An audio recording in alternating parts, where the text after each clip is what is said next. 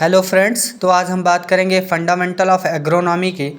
इसमें किस तरह के क्वेश्चंस आते हैं और क्वेश्चंस का पैटर्न कैसा होता है उसके बारे में बात करेंगे और देखेंगे कि बार बार कौन से क्वेश्चन रिपीट किए जाते हैं। तो ये प्रीवियस ईयर का क्वेश्चन पेपर है जिसमें हम आज देखेंगे कि पेपर पैटर्न कैसे होता है। पहला क्वेश्चन ट्रू एंड फॉल्स का पूछा गया है, जिसमें पहला क्वेश्चन है ICAR नई दिल्ली में स्थिति है। तो हाँ, ICAR जो है ये सत्य है, ICAR नई दिल्ली में स्थिति है। और दूसरा क्वेश्चन है सस्य विज्ञान एक कला और विज्ञान है। तो सस्य विज्ञान में विज्ञान को एक कला और विज्ञान दोनों माना गया है, तो ये भी क्वेश्चन सही है। फालारिस माइनर धान की फसल का महत्वपूर्ण खरपतवार है। तो ये क्वेश्चन गलत है, क्योंकि फालारिस माइनर जो है ये धान के बजाय गेहूं का एक मुख्य खरपतवार है।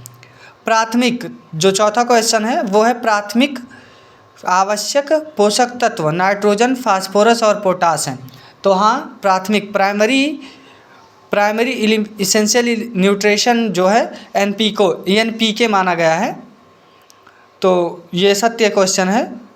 और पांचवा क्वेश्चन जो है वो है यूरिया एक कार्बनिक उर्वरक है। तो ये भी सत्य है, क्योंकि यूरिया एक कार्बनिक उर्वरक है। DAP में नाइट्रोजन और पोटास दोनों होते हैं। तो ये क्वेश्चन भी सही है, क्योंकि डाई में जो है DAP में नाइट्रोजन और पोटास दोनों पाए जाते हैं। एट्राजीन एक वर्णात्मक शाकनाशी है। तो हाँ, एट्राजीन को जो है एक वर्णात्मक सेलेक्टिव हर्बिसाइड के अंतर्गत रखा गया है। तो ये क्वेश्चन भी सही है। यूरिया में नाइट्रोजन जो है वो 46% पाया जाता है। तो हाँ, यूरिया ये भी क्वेश्चन सत्य है, क्योंकि यूरिया में नाइट्रोजन की प्रतिशतता जो है वो 46% की होती है।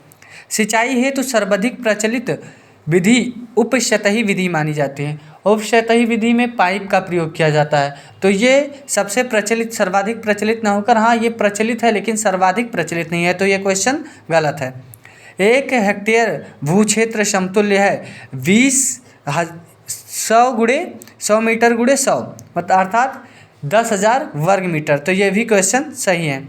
अब बात करते हैं हम 200 शब्दों में जो प्रश्न पूछे जाते हैं, अर्थात लघुत्तरीय प्रश्न। उनमें पहला क्वेश्चन जो है वो है सस्य विज्ञान क्या है, सस्य विज्ञान के क्षेत्र एवं महत्व का वर्णन कीजिए। तो ये क्वेश्चंस काफ़ी कॉमन क्वेश्चन है, ये बार बार रिपीट किए जाने वाले क्वेश्चन है। और दूसरा क्वेश्चन जो है वो है भू परिष्करण से आप क्या समझते हैं, भू परिष्करण के उद्देश्य एवं वर्तमान अवधारणा को लिखिए। यदि आप पहला क्वेश्चन सस्य विज्ञान क्या है और उसके मुख्य उद्देश्य क्या हैं और उसके इम्पॉर्टेंस क्या है उसके बारे में नहीं जानते हैं, तो आप दूसरा क्वेश्चन ये कर सकते हैं भू परिष्करण से आप क्या समझते हैं, भू परिष्करण के उद्देश्य या वर्तमान अवधारणाएं क्या हैं। जो तीसरा क्वेश्चन है वो है बीज को परिभाषित कीजिए तथा अच्छे गुण के बीजों का वर्णन कीजिए। अर्थात बीज क्या है उसके बारे में लिखना है और जो बीज के अच्छे गुण हैं उनके बारे में वर्णन करना है।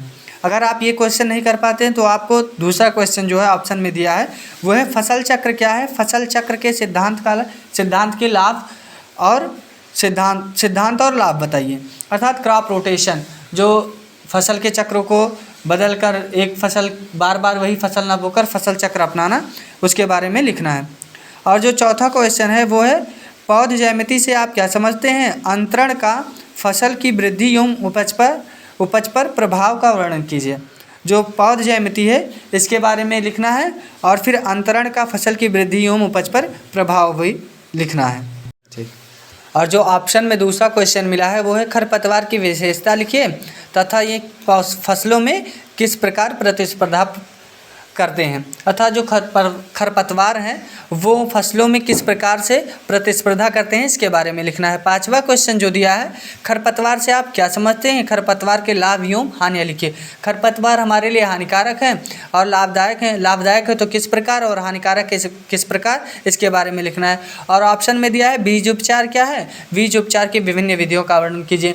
बीज को बोने से पहले उसको उपचारित किया जाता है और किन किन विधियों से उपचारित किया जाता है इसके बारे में लिखना है। जो छठवां क्वेश्चन दिया है वो है खाद एवं उर्वरक को परिभाषित कीजिए, खाद एवं उर्वरक का वर्गीकरण कीजिए।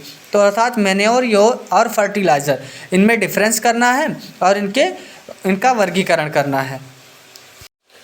और अब इस क्वेश्चन के ऑप्शन में जो दिया है वो है फसल की कटाई से आप क्या समझते हैं, फसलों की कटाई के मूल सिद्धांत का वर्णन कीजिए। अर्थात ऐसा कौन सा समय है जब फसल की कटाई की जाए जिससे हमें ज़्यादा से ज़्यादा लाभ प्राप्त हो। अब जो दीर्घ उत्तरीय प्रश्न हैं वो 7.5 नंबर के पूछे जाते हैं, 2 क्वेश्चन करने होते हैं और 4 क्वेश्चन दिए होते हैं। अर्थात 2 क्वेश्चन हमें जो अच्छे तरीके से आते हैं उन्हें ही सिलेक्ट करना है और उनके आंसर लिखना है। तो पहला क्वेश्चन जो है वो है सिंचाई को परिभाषित कीजिए तथा सिंचाई की विधियों का विस्तार से वर्णन कीजिए। अर्थात सिंचाई किस तरह से ज़रूरी है फसलों के लिए और कितनी प्रकार की विधियां अपनाई जाती हैं इसके बारे में लिखना है। खरपतवार को परिभाषित कीजिए एवं खरपतवार नियंत्रण की विधियां। हमारे फसल को खरपतवार नुकसान करते हैं और तो उन्हें किस प्रकार नियंत्रित किया जाए और खरपतवार की जो परिभाषा क्या है उसके बारे में इसमें लिखना है।